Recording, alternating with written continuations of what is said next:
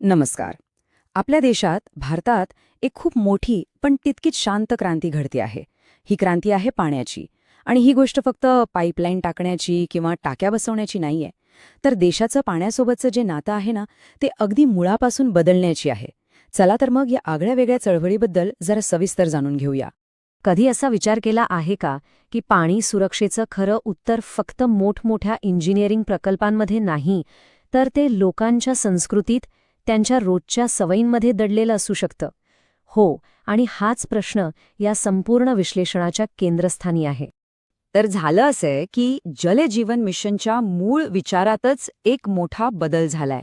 म्हणजे आधी भर होता फक्त पाईपलाईन आणि नळ कनेक्शन देण्यावर, पण आता त्या पलीकडे जाऊन पाण्याबद्दल आदर आणि काळजीची भावना लोकांच्या दैनंदिन आयुष्याचा भाग कशी बनेल यावर लक्ष केंद्रित केलं जातंय. चला तर मग बघूया की हा जो नवीन विचार आहे तो प्रत्यक्षात कसा उतरवला जातोय. आपण हे समजून घेऊया की एक सरकारी योजना लोकांच्या उत्साही उत्सवामध्ये कशी काय बदलली. जल महोत्सव ही संकल्पना म्हणजे जणू एका लहानशा बीजातून उगवलेला मोठा वटवृक्ष आहे.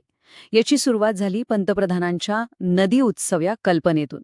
2024 मध्ये 20 जिल्ह्यांमध्ये तो यशस्वीपणे राबवून पाहिला गेला. आणि आज तीच कल्पना एका देशव्यापी चळवळीचं रूप घेऊन आपल्या समोर उभी आहे. आता या महोत्सवाची उद्दिष्टे खूपच व्यापक आहेत. हे फक्त पाण्यापुरतं मर्यादित नाहीये.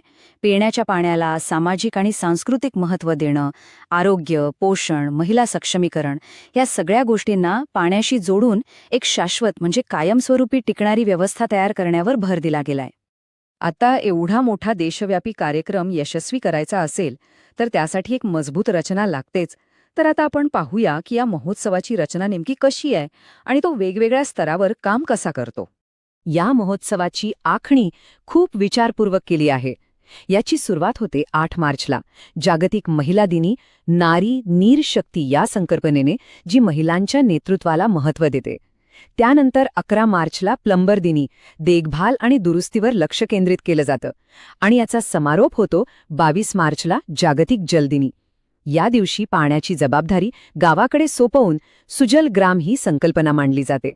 या उत्सवाचं एक मोठं वैशिष्ट्य म्हणजे तो एकाच वेळी राष्ट्रीय, राज्य आणि गाव अशा 3 वेगवेगळ्या पातळ्यांवर राबवला जातो, जेणेकरून त्याचा प्रभाव अगदी तळागाळापर्यंत पोहोचेल. ही रचना एका पिरामिडसारखी आहे असं समजा. सगळ्यात वर राष्ट्रीय स्तरावर जल महोत्सव आहे, जो धोरण आणि दिशा ठरवतो. मधल्या स्तरावर राज्यांचा राज्य जलोत्सव येतो, जो नियोजन आणि समन्वय साधतो. आणि सगळ्यात महत्त्वाचा जो पाया आहे तो म्हणजे गाव पातळीवरचा लोकजलोत्सव, जो पूर्णपणे लोकांच्या सहभागावर अवलंबून आहे. पण या संपूर्ण रचनेचा जो आत्मा आहे ना, तो गाव पातळीवरच आहे. खरा बदल तेव्हाच घडतो जेव्हा ग्रामसभेत लोक एकत्र येतात, चर्चा करतात आणि आपल्या गावाच्या पाण्याची जबाबदारी स्वतः स्वीकारतात. चला आता आपण जरा अधिक खोलात जाऊया आणि बघूया की स्थानिक पातळीवर नक्की कोण आणि कशा प्रकारे हा बदल घडवून आणतंय.